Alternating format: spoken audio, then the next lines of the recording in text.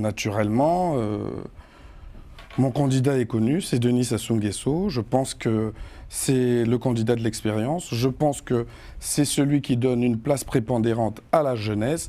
C'est celui qui croit encore que l'énergie de la jeunesse est conjointe avec l'expérience des anciens peut permettre de transformer notre pays. C'est un homme d'expérience. Je le préfère lui à quelqu'un que je ne connais pas encore.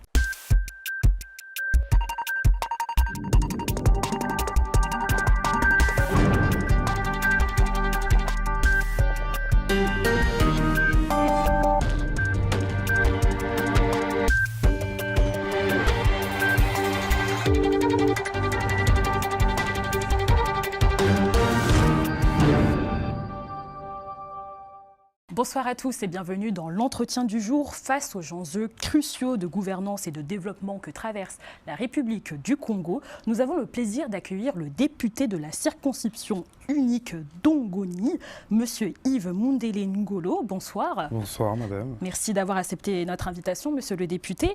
Comment se porte aujourd'hui votre circonscription ?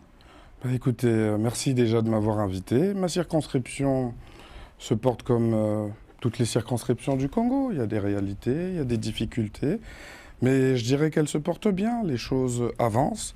Dans le cadre de mon mandat, je me suis battu pour faire inscrire quelques projets au niveau de la loi de finances, la reconstruction de certaines écoles, le réaménagement de certaines voies, notamment les routes en terre qui permettent aux agriculteurs locaux de pouvoir sortir leurs marchandises.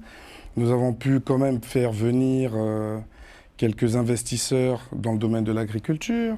Nous nous sommes battus pour organiser les petits producteurs locaux en coopérative agricole pour pouvoir se fédérer et partager ensemble les coûts, notamment la location d'un tracteur, l'achat des semences, etc. Donc nous les avons accompagnés dans ce sens-là. Bien évidemment, beaucoup de choses restent à faire. Là, nous sommes quand même dans une ruralité, dans des zones donc plus ou moins reculées. Nous nous battons pour que la route bitumée arrive dans la localité. Nous nous réjouissons d'avoir pu convaincre le gouvernement de l'inscrire au niveau de la loi de finances. Donc nous espérons qu'une fois que nous traverserons cette secousse financière que connaît le Congo, que nous puissions avoir la ressource pour pouvoir lancer et que le gouvernement lance ces gros travaux d'envergure. Et qu'en est-il de la création donc du département Alima-Nkeni ? A-t-elle changé la vie justement des habitants, même d'Ongoni ?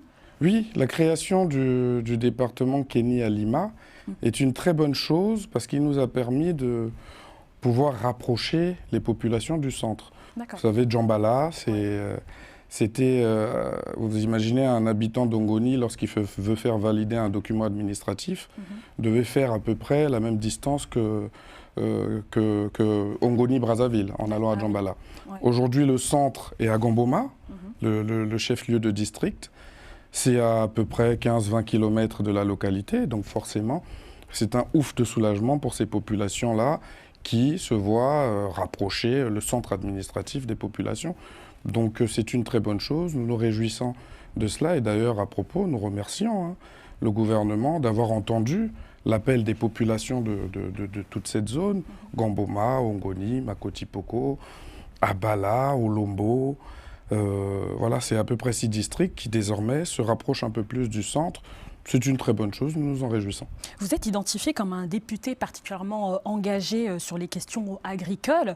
Pourquoi avoir fait ce choix de priorité ? Certes, comme vous l'avez dit, il y a la priorité aussi à la santé, l'éducation, mais sur ce point-là, vous êtes beaucoup plus investi. Alors, moi, je pars du principe où, dans les ruralités, nous avons comme un avantage naturel. La terre est fertile dans nos localités. Et donc, comment organiser les populations au niveau le plus petit possible à pouvoir profiter et valoriser le travail de la terre.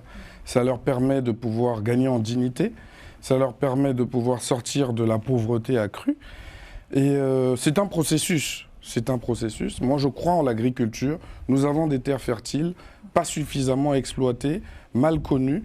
Et d'ailleurs, à propos vous le savez peut-être, nous nous sommes battus pour faire en sorte que la maison russe, qui est un peu le centre culturel russe en République du Congo, signe un partenariat avec le lycée agricole d'Ongoni.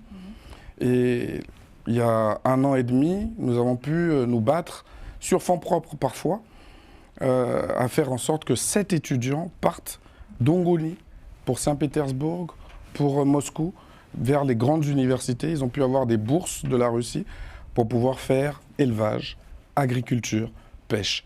Ça veut dire que dans quelques années, ces élèves rentreront au Congo avec des diplômes d'ingénieurs, avec des diplômes qui vont leur permettre de valoriser le travail de la terre dans la localité.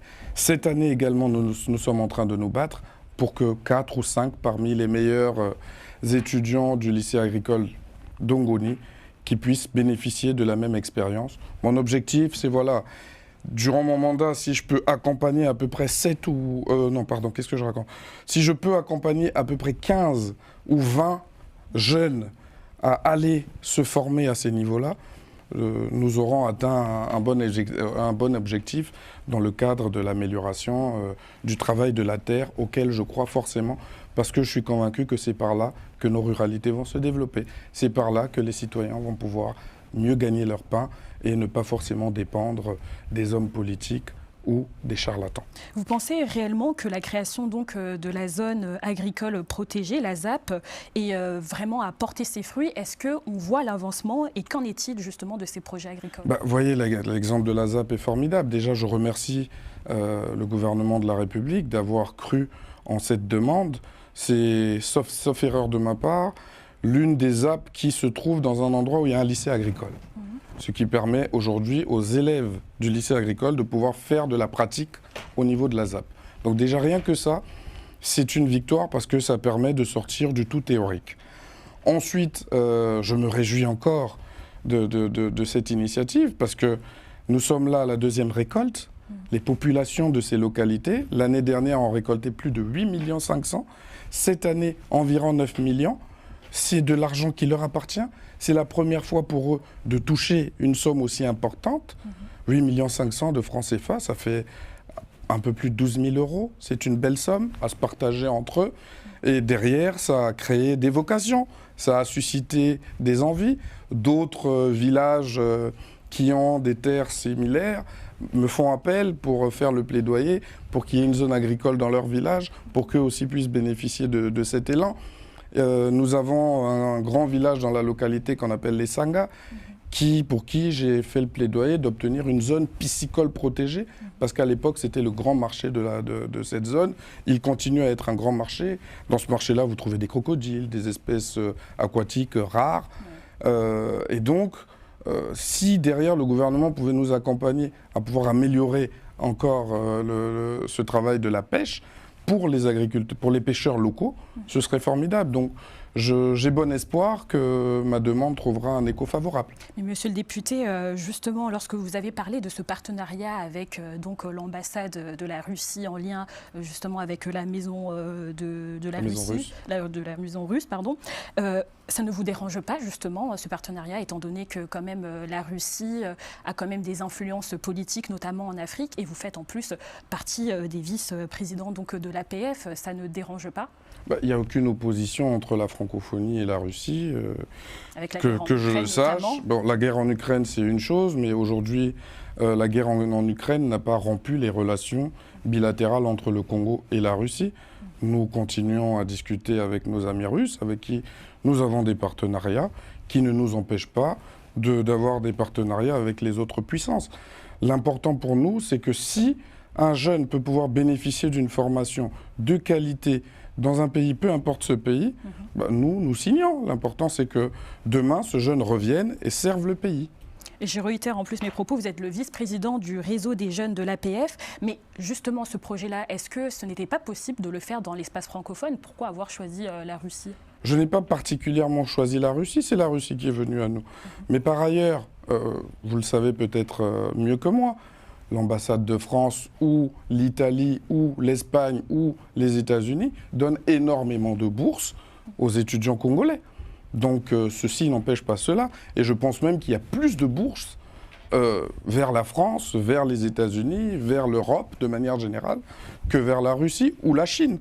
Donc ce n'est qu'un mouvement normal. Et est-ce que vous avez des nouvelles donc, de ces 7 étudiants qui sont donc dans ces universités russes? Est-ce que ce partenariat, vous pouvez dire qu'il porte assez bien ses fruits? Ah oui, j'ai de leurs nouvelles, ils m'écrivent tout le temps, ils me donnent des nouvelles, ils m'envoient des messages. Et ça se passe plutôt bien pour chacun d'entre eux. Je leur rappelle bien évidemment l'opportunité et la chance qui est la leur de pouvoir se retrouver là-bas, comme d'autres Congolais ont pu bénéficier de ces formations-là, de ces bourses étrangères. Donc nous soutenons, nous accompagnons, j'ai de leurs nouvelles et ça se passe bien. Je les motive, je leur rappelle qu'ils doivent être disciplinés, je leur rappelle qu'ils doivent être à l'heure en cours, qu'ils doivent être également de bons élèves pour faire honneur à cette bourse que nous avons pu obtenir et honneur à leur famille et à la localité et en plus au pays, bien évidemment. Et en tant que vice-président du réseau des jeunes parlementaires de l'APF, quel pouvoir réel avez-vous pour porter la voix des jeunes dans l'agenda politique, mais cette fois-ci de la francophonie? Alors, au niveau francophone, en tant que vice-président du réseau des jeunes parlementaires, j'estime que c'est une chance que nous avons de pouvoir avoir le français en partage. Et bien évidemment, je tiens à préciser ceci, la francophonie, ce n'est pas la France. Oui. C'est la francophonie. C'est l'ensemble des pays, c'est le Vietnam, c'est Wallis et Futuna, c'est le Cambodge, c'est le Canada, c'est le Congo. Et tous ces pays ont, avec leur propre identité, on partage la langue française et ont, à certains moments, des problématiques communes qu'elles peuvent mettre sur la scène internationale pour pouvoir faire entendre leur voix. Donc déjà, à ce niveau-là, nous nous réjouissons de cela, mais bien évidemment, c'est aussi la France. La France n'est pas exclue et fait partie même des grands donateurs de l'APF. Alors, quel est le rôle que nous jouons? Moi, je vous donne un exemple palpable. Récemment, l'APF a organisé une mission de bon office en RDC et au Rwanda, pour pouvoir faire en sorte que par la parole des peuples, par la parole des représentants du peuple, qui est une parole différente de celle des gouvernements, que nous puissions impulser la dynamique de paix, impulser le dialogue, impulser l'apaisement entre toutes les parties. Et fort de cette mission, l'APF a jugé utile qu'il y ait un jeune dans cette mission de haut niveau. Et donc, j'ai fait partie de cette mission pour qu'il y ait au sein de cette mission le regard de la jeunesse. Cette jeunesse qui ne veut pas vivre dans un monde en guerre, cette jeunesse qui ne veut pas hériter des conflits qu'elle n'a pas créés, cette jeunesse qui veut vivre en paix, cette jeunesse qui a le dialogue et la paix comme souhait le plus ultime, parce que nous sommes les premières victimes de ces guerres. Et quand là je parle de jeunes, femmes, ce sont les premières victimes des guerres. Et donc naturellement, le fait que l'APF ait mis au sein de cette mission de bon office un jeune, le vice-président du réseau des jeunes parlementaires, c'est un honneur et nous continuons dans ce sens. Et nous nous réjouissons d'ailleurs lors de la 50e session à laquelle nous venons de participer, des actes forts ont été pris. Nous avons pu prendre une résolution conjointe RDC-Rwanda pour pouvoir impulser cette dynamique de paix. Et donc, je me réjouis d'avoir participé à cela. Et j'espère que d'autres jeunes, au niveau de l'APF, participeront à ce genre de débat de haut niveau. Aujourd'hui, monsieur le député, pour revenir donc en République démocratique, du Congo, c'est ça. Pensez-vous que les enjeux agricoles dans votre circonscription servent de modèle pour justement d'autres régions du Congo où c'est vraiment un cas isolé? Ah non, ça sert de modèle. Il y a une émulation un peu partout. Là, les zones agricoles protégées, par exemple, qui sont un projet qui est en train d'être déroulé par le gouvernement de la République, s'étendent sur toute l'étendue du territoire national, du nord au sud, un peu partout. Nous voyons l'État accompagner les agriculteurs et nous espérons que... Vous ne faites pas face à des obstacles ou à des défis quand même? Bon, les difficultés que nous pouvons rencontrer sont souvent des difficultés d'ordre des terres. Les populations ont souvent du mal à céder la terre pour pouvoir organiser cela. Mais lorsqu'elles sont elles-mêmes prises à partie pour pouvoir exploiter leurs propres terres, c'est un peu plus facile. Et donc partout, il y a une émulation un peu comme ça. Et nous voyons même une compétition entre les districts. Ongoni a fait 8 millions, 9 millions. Evo a fait 10 millions, etc. Il y a eu comme une émulation comme ça, une sorte de compétition entre les différents agriculteurs qui bénéficient des zones agricoles protégées. Et donc, nous nous réjouissons de cela et nous espérons que ça va continuer et être un peu plus peaufiné au niveau du modèle. Vous avez parlé justement de protection et parmi les obstacles de ce développement dans ce domaine, c'est quand même bien évidemment la sécurité. Il existe donc à Mosende et dans les villages environnants des violences quand même qui ont été perpétrées par des jeunes souvent justement armés de machettes. Comment garantir justement la sécurité des terres? Est-ce qu'il faut durcir justement les lois ou alors bien même un dialogue? Alors, ces violences ne sont pas liées à la terre. Les violences qu'il y a eu au niveau des jeunes de Mosende, c'est un peu le phénomène que nous constatons dans notre pays, une jeunesse qui se laisse emballer par les substances psychotropes, les drogues, qu'elles associent à l'alcool, qu'elles associent à autre chose. Et nous voyons là un peu partout des comportements de plus en plus déviants que nous combattons. Et d'ailleurs, à cet effet, si vous avez bien suivi, j'ai fait le déplacement de Mosende pour aller dialoguer avec cette jeunesse, pour les conscientiser, mais aussi pour les mettre en garde, parce que ce genre de comportement, on connaît la suite. C'est le cercle infernal, le cycle infernal, la police qui les arrête, la justice qui passe par là, et des vies gâchées. Donc je leur ai rappelé que ces comportements doivent absolument s'arrêter dans ma localité. Ils m'écoutent, c'est eux qui m'ont élu. Il ne faudrait pas justement durcir les lois parce que... Écoutez, depuis mon passage, il n'y a pas eu d'autres faits de ce genre qui m'ont été signalés. C'est la preuve qu'ils m'écoutent et bien évidemment, vous savez, c'est eux qui m'ont élu. Donc s'ils m'ont élu, c'est parce qu'ils me font un minimum confiance, c'est parce qu'ils me reconnaissent une certaine autorité sur eux. Et j'ai essayé de faire valoir cette autorité. Et jusque-là, il y a un dialogue. Bien évidemment, je n'ai pas fait que cette sortie médiatique et je me suis terré dans mon trou. Non, nous avons échangé avec les parents d'élèves, échangé avec le corps enseignant, échangé avec la force publique locale pour pouvoir améliorer la surveillance, notamment pour la force publique locale, mais également pour que les enseignants et les parents prennent leurs responsabilités dans le sens de la conscientisation de ces enfants. Mais l'idée, c'est surtout de leur donner une perspective. Je pense que cette jeunesse a peur de l'avenir et cette peur de l'avenir crée ce genre de comportements marginaux. C'est vrai que justement, en tant que député, ça fait partie de votre travail. Les habitants donc partagent avec vous leur inquiétude, que ce soit sécuritaire ou bien même aussi leurs difficultés du quotidien, notamment lorsqu'il s'agit d'infrastructures sur les différents axes routiers et villages. Lorsqu'on sait que la circonscription donc d'Ongoni reporte assez au niveau routier, c'est assez difficile d'accès. Comment justement vous faites pour résoudre ce problème d'infrastructure ? Je crois que vous avez vu dans l'entame de mon propos, je vous ai parlé des efforts que le gouvernement de la République essaye de faire. Mais on ne voit pas forcément les aboutissements. Ah si. Notamment, je peux vous donner un exemple concret, le tronçon Inkwele-Ongoni, donc qui permet d'aller vers le centre, le village centre. La route était très désastreuse et grâce à une inscription budgétaire, à la volonté du gouvernement de la République, des engins ont été envoyés, une entreprise a pu avoir le marché et a commencé à travailler la route. Bon, vous me direz, c'est pas suffisant, mais déjà la route est rendue praticable, c'est déjà pas mal et c'est à féliciter. Ils vont aller plus loin. Bon, la réalité est qu'actuellement, cette société fait face à quelques difficultés financières, mais nous gardons bon espoir qu'elle va poursuivre son travail parce que c'est très attendu pour le désengorgement de la localité. Monsieur le député, on arrive vers la fin de l'émission. Votre voix est-il si bien entendue à l'Assemblée nationale que dans votre circonscription également ?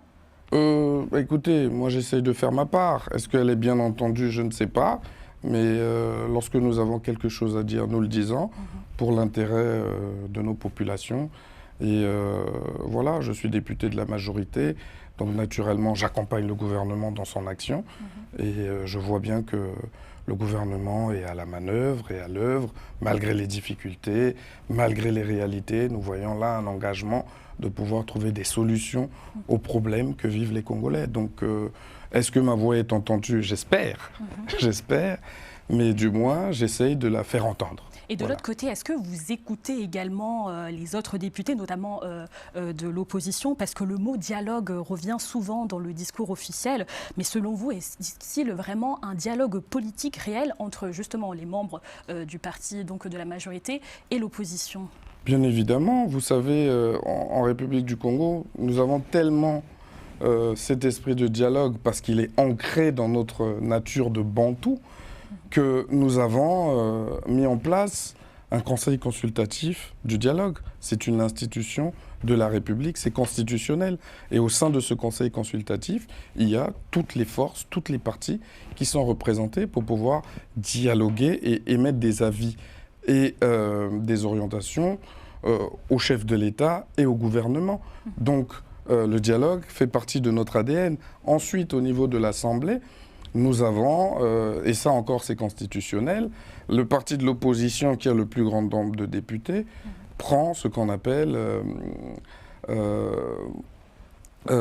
ça m'échappe, le chef de file de l'opposition, voilà. Donc nous avons le chef de file de l'opposition qui est un député de l'UPADS, pour ne pas le citer, Pascal Satima Biala, qui est une figure de l'opposition, qui n'est pas du tout en accord avec le gouvernement, qui fait entendre sa voix à l'Assemblée nationale comme tous les députés. Et nous avons des espaces de dialogue.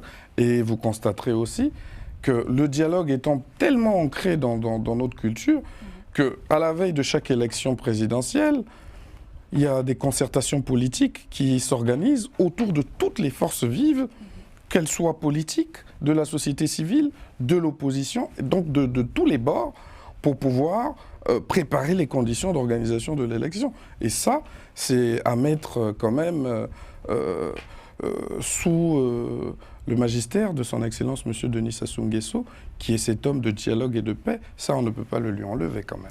Mais comment vivez-vous, vous, personnellement, cette période électorale en tant que député et représentant donc de votre circonscription? Avez-vous une orientation quand même de vote? Une orientation de vote? Vous savez, moi, mon vote est connu. Je voterai pour le candidat de la majorité parce que je suis député de la majorité et parce que je crois que la majorité a la solution, la plus belle approche de solution pour régler les problèmes des Congolais. Bon, je souhaite qu'il fasse acte de candidature. Je souhaite que le président de la République se représente et soit candidat pour les prochaines élections. Mais nous ne sommes pas encore là. C'est mon avis personnel que je partage certainement avec d'autres et je suis convaincu que je le partage avec la majorité des Congolais. Nous souhaitons qu'il puisse se représenter pour pouvoir poursuivre l'œuvre, achever l'œuvre, continuer à pouvoir impulser une certaine vision pour le Congo au niveau de la magistrature suprême. C'est notre candidat naturel.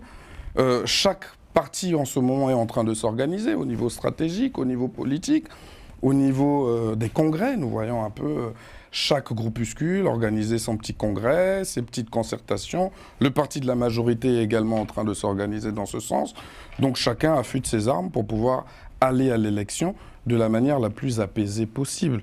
Et naturellement, mon candidat est connu, c'est Denis Sassou Nguesso. Je pense que c'est le candidat de l'expérience. Je pense que c'est celui qui donne une place prépondérante à la jeunesse. C'est celui qui croit encore que l'énergie de la jeunesse est conjointe avec l'expérience des anciens peut permettre de transformer notre pays. C'est un homme d'expérience. Je le préfère lui à quelqu'un que je ne connais pas encore. Mais ce n'est pas paradoxal quand même, étant donné que vous mettez en avant la jeunesse et là, de soutenir un candidat qui est assez âgé quand même. Mais vous savez, âgé, qu'est-ce que ça veut dire? On est jeune dans la tête. On n'est pas forcément jeune physiquement. Et pourquoi je le soutiendrai? Vous savez, nous avons changé la Constitution en 2015. C'est la jeunesse qui a écouté la place que le président de la République comptait donner avec cette nouvelle Constitution à la jeunesse. Vous constaterez qu'au Congo, il y a de plus en plus de jeunes qui s'invitent à la table des discussions politiques. Vous trouvez qu'il est à l'écoute et qu'il est même conscient en soi des enjeux? Ah ben bien évidemment, il est conscient des enjeux et il écoute. Il a mis en place un conseil consultatif des jeunes qui lui aussi lui émet des avis sur les problématiques de la jeunesse. Et fréquemment, il a des échanges, il rencontre la jeunesse et vous voyez bien, partout où il passe, c'est la jeunesse qui se déplace d'ailleurs en masse. Donc pour nous, c'est lui qui a voulu le changement de la Constitution. Et nous avons cru en cela parce qu'il a promis des choses à la jeunesse qu'il est en train de réaliser. Vous constaterez en République du Congo, comme je le disais tout à l'heure, il y a de plus en plus de directeurs généraux jeunes. Il y a de plus en plus de sous-préfets, de préfets. Et pourquoi pas un président jeune donc? Et pourquoi pas un président? Ça viendra certainement. Ça viendra certainement un jour, mais ce jour n'est pas encore arrivé. Monsieur le député, pour clore cet entretien, quel message personnel souhaitez-vous adresser donc aux jeunes d'Ongoni et plus légèrement aussi à la jeunesse congolaise qui doute parfois de son avenir politique? Ah non, moi je vais faire encore mieux, je vais m'adresser à la jeunesse francophone. Je vais dire à la jeunesse francophone de s'engager, d'oser, de croire en son avenir, de croire qu'elle a toute sa place. Personne ne peut vous empêcher de faire valoir votre talent.